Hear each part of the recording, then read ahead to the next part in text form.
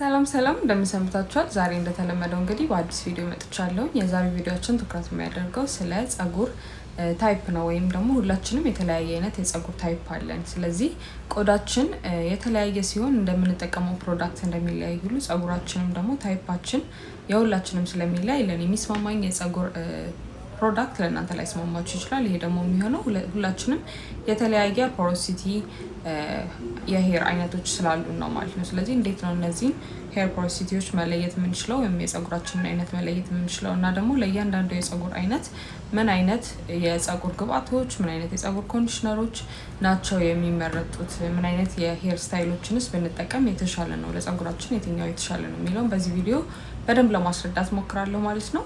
ከቪዲዮ ጋር አብራችሁ ቆዩ። እንግዲህ ሄር ፖሮሲቲ ስንል ጸጉራችን ምን ያህል ሞይስቸርን አብዞርብ ማድረግ ይችላል የሚለውን ነው ዲተርሚን የሚያደርግልን ማለት ነው። ሄር ፖሮሲቲዎች ጀነራሊ ለሶስት ይከፈላሉ። ሃይ ፖሮሲቲ የምንለው፣ ከዛ ሎ ፖሮሲቲ እና ሚዲየም ወይም ደግሞ ኖርማል ፖሮሲቲ የምንለው የጸጉር ታይፖች ማለት ነው።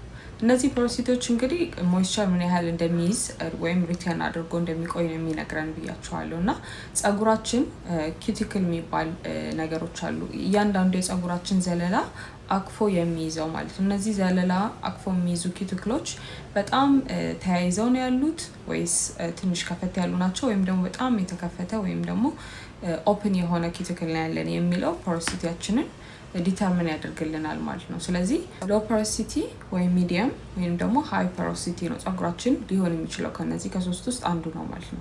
መጀመሪያ እንግዲህ ለየትኛው የጸጉር አይነት የትኛውን ፕሮዳክት ትጠቀማላችሁ የሚለውን ከመናገሬ በፊት እንዴት ነው እናንተ የጸጉራችሁን ፖሮሲቲ መለየት የምትችሉት የሚለው ነገር አስፈላጊ ነው አይደለ? ይሄን ለማወቅ በጣም ቀላል ነው። መጀመሪያ ጸጉራችሁን ትታጠቡታላችሁ በሻምፖ። ጸጉራችሁን ከታጠባችሁት ከደረቀ በኋላ ብርጭቆ ላይ ውሃ ትሞሉና ንጹህ ውሃ ትንሽዬ የጸጉራችሁን ዘለላ አንድ ዘለላ የጸጉር ቆርጣችሁ ያቺ ብርጭቆ ላይ ታደርጉታላችሁ ማለት ነው። ስለዚህ ብርጭቆ ላይ ስታደርጉት ከተወሰነ ደቂቃ ተጠብቁትና ጸጉራችሁ ፍሎት ካደረገ ወይም ከላይ ከተቀመጠ ሎ ፖሮሲቲ ነው ያላችሁ ማለት ነው።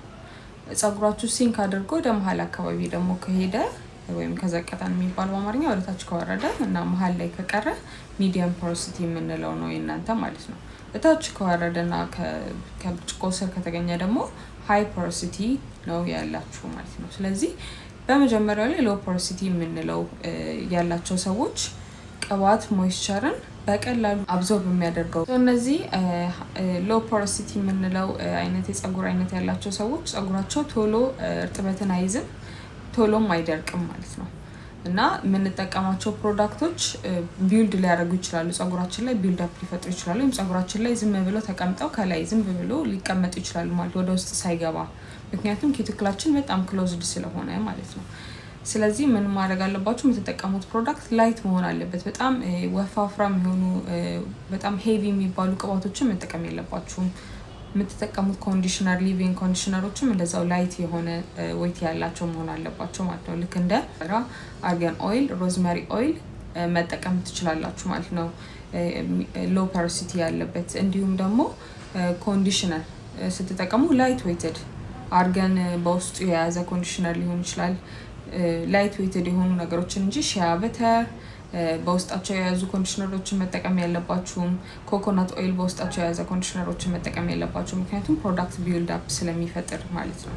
ሌላው ደግሞ ኮንዲሽነር በምትጠቀሙበት ጊዜና ጸጉራችሁን ጀነራሊ በምትታጠቡ ሰዓት ለሰስ ባለ ውሃ ቢሆን ይመከራል ማለት ነው። ያለ ምን ይረዳል? ኪቲክሎቹ ትንሽ ኦፕን አፕ እንዲያደርጉና የምንጠቀመው ቅባትም ሆነ እንደ ኮንዲሽነር አይነት ሞይስቸራይዘር በደንብ እንዲገባ ይረዳዋል ማለት ነው። ይሄ ሎ ፖሮሲቲ ያላቸው ሰዎች ቅቤ ባትጠቀሙ ይመከራል። እንደገና ደግሞ ይሄ ቅድም እንዳልኳችሁ ኮኮናት ኦይል እና ሺያ በተር ባትጠቀሙ ይመከራል ማለት ነው። ምክንያቱም ፕሮዳክቱ ቢልድ አፕ ስለሚያደርግ። እንዲሁም ደግሞ ፕሮቲን ያላቸው ነገሮች በፍጹም መጠቀም ያለባችሁም ለእናንተ ጸጉር አይመከርም ማለት ነው። በውስጡ ኬራቲን ወይም ፕሮቲን ያለባቸውን ኮንዲሽነሮችም ሻምፖዎችም ቅባቶችም መጠቀም ያለባችሁም ማለት ነው። እንዲሁም ደግሞ ሂት ልክ እንደ ካክስ መግባት ሊሆን ይችላል። በሂት ስታይል የሚደረጉ ስታይሎችን መጠቀም ትችላላችሁ ማለት ነው። ለእናንተ ብዙ ጉዳት አይኖረውም። ሁለተኛው ሚዲየም ፖሮሲቲ የምንለው ነው ወይም ኖርማል የምንለው። ይሄኛው አብዛኛውን ፕሮዳክት መቀበል ይችላል። ሚዲየም ስለሆነ በቀላሉ ሞይስቸርን መያዝ ይችላል ማለት ነው። ቅድም የጠቀስናቸውን ቅባቶች አርገን፣ ኮኮናት እነዚህ ነገሮች እንደገና ቅቤ መጠቀም ትችላላችሁ። ለእናንተ ችግር የለውም። ነገር ግን ጸጉራችሁን ቶሎ ቶሎ መታጠብ አለባችሁ፣ ፕሮዳክት ቢልድ አፕ እንዳያደርግ ማለት ነው። እንደ ሎ ፖሮሲቲ ቢልድ አፕ ባይኖርም ግን የተወሰነ ቢልድ አፖች ስለሚኖሩ እሱን ለመከላከል ፕሮዳክት ቢልድ አፕን ለመከላከል እንትን ማለት አለባችሁ። ቶሎ ቶሎ ጸጉራችሁ መታጠብ ያስፈልጋችኋል። ፕሮቲን፣ ሃይድሮላይዝድ ፕሮቲን በውስጣቸው የያዙ ኮንዲሽነሮችን መጠቀም ትችላላችሁ ማለት ነው። ከዛ ባለፈ እናንተም ለሰስ ባለ ውሃ ብትታጠቡ ሞር ፕሮዳክቶች ጸጉራችሁ ዘልቆ እንዲገባ ይረዳችኋል ማለት ነው። ሌላው ሃይ ፖሮሲቲ የምንለው ነው። ሃይ ፖሮሲቲ የሆነ ጸጉር ከሆነ ያላችሁ እናንተ በጣም ጸጉራችሁ ቶሎ ሞይስቸርን ይዛል፣ ከዛ ደግሞ ወዲያውኑ ይደርቃል። ክርችች የሚል ጸጉር ማለት ነው። ስለዚህ የምትጠቀሙት ውሃም ቢሆን ቅባትም ቢሆን ወዲያውኑ ራስ ሲልና ወዲያውኑ ደግሞ ይደርቃል። ምክንያቱም ኪቲክሎቹ በጣም ኦፕን ስለሆኑ በቀላሉ ሞይስቸር ጠፍቶ ወይም ተኖ የመውጣት እድሉ በጣም ሀይ ነው ማለት ነው። ስለዚህ እናንተ መጠቀም ያለባችሁ አይነት ፕሮዳክቶች ነው ሲል የሚያደርጉ አምቀው ቆልፈው ሊይዙልን የሚችሉ ነገሮች ልክ እንደ ኮኮናት፣ እንደ ሺያ በተር፣ እንደ ቅቤ እንደሱ ያሉ ቅባቶች ለእናንተ የተሻሉ ናቸው። ምክንያቱም ሞይስቸርን አምቆ ወይም ሲል አድርጎ መያዝ ስለሚችሉ ማለት ነው። በተረፈ እናንተ እሳት የሚነካቸውን የሄር ስታይሎች ባትጠቀሙ ይመከራል ማለት ነው። እንደ ካክስ መግባት፣ ፓይስትራ መሰራት ለእናንተ ብዙም አይመከርም ማለት ነው። ስትታጠቡም ጸጉራችሁን በቀዝቃዛ ውሃ ብትታጠቡት የተሻለ ነው ማለት ነው። ፕሮቲን ያላቸው መጠቀም ለእናንተ ሞር የተሻለ ነው። ወይንም ደግሞ ፕሮቲን በውስጣቸው ኬራቲን የያዙ ፕሮዳክቶችን ብትጠቀሙ ለእናንተ ሞር ጸጉራችሁን ጥንካሬውን እንዲጠብቅ እንደገና ደግሞ ዘለላው እየተስተካከለ እንዲሄድ ያደርግላችኋል ማለት ነው። ዲፕ ኮንዲሽኒንግ ማድረግ ለእናንተ በጣም ዲፕ ኮንዲሽን ማድረግ ያስፈልጋል ማለት ነው። ዲፕ ኮንዲሽን የምታደርጉበት ኮንዲሽነሮች ደግሞ በውስጣቸው ኮኮናትን ቢይዙ ወይም ሺያ በተርን ቢይዙ የተሻለ ነው ማለት ነው። ሞይስቸርን አምቀው መያዝ ስለሚችሉ እና ሲል ስለሚያደርጉ። በእሳት የሚነካው ነገር የምትሰሩ ከሆነ ሁል ጊዜም ሂት ፕሮቴክተርን መጠቀም አለባቸው። አለበለዚያ ጸጉራችሁ እየጨፈረገገ እየደረቀ እንዲሄድ ስለሚያደርግ ማለት ነው።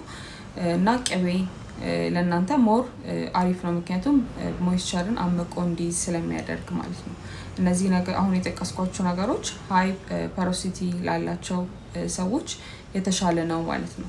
በዚህ ቪዲዮ መሰረት የጸጉራችሁን ፖሮሲቲ ከለያችሁ በኋላ ልትጠቀሟቸው የምትችላቸውን ቅባቶች ማወቅ ትችላላችሁ። የምትጠቀሟቸው ዲፕ ኮንዲሽነሮችን ማወቅ ትችላላችሁ ማለት ነው። ሎ ፖሮሲቲ ያላቸው ሄሮች ቀደም እንዳልኳችሁ እና ሚዲየም ፖሮሲቲ ያላቸው ሰዎች ጸጉራቸውን ሲታጠቡም ሆነ ዲፕ ኮንዲሽን ሲያደርጉ ስቲም ቢያደርጉ ሞር ተጠቃሚ ይሆናሉ። ሃይ ፖሮሲቲ ካላችሁ ግን ቀዝቀዝ ባለ በሙቅ ሳይሆን ቀዝቀዛ መታጠብ አለባችሁ። እንደገና ደግሞ ሂት ከሚባለው ነገር መራቅ አለባችሁ ማለት ነው። ለዛ ነው አንዳንድ ፕሮዳክቶች ለአንዳንድ ሰው ይሰራል፣ ለአንዳንድ ሰው ደግሞ ጭራሽ ጸጉሩ እንዲበላሽ፣ እንዲደርቅ ወይም እንዲበጣጠስ ሊያደርግ ይችላል። ያ ለምንድን ነው? የተለያየ ፖሮሲቲ ስላለን። ስለዚህ ፖሮሲቲያችሁን ማወቃችሁ ምን አይነት ፕሮዳክት መጠቀም እንዳለባችሁ ይነግራችኋል። እንደገና እንዴትም መጠቀም እንዳለባችሁ ይነግራችኋል ማለት ነው። በዚህ ቪዲዮ ላይ የጸጉራችሁን ታይፕ ለማወቅ እንደቻላችሁ ተስፋ አደርጋለሁኝ። ጥያቄ ካላችሁ በኮሜንት ሴክሽኑ ላይ አስቀምጡልኝ። ጥያቄያችሁን ለመመለስ እሞክራለሁ። እስከ ሳምንት ድረስ ባይ ባይ።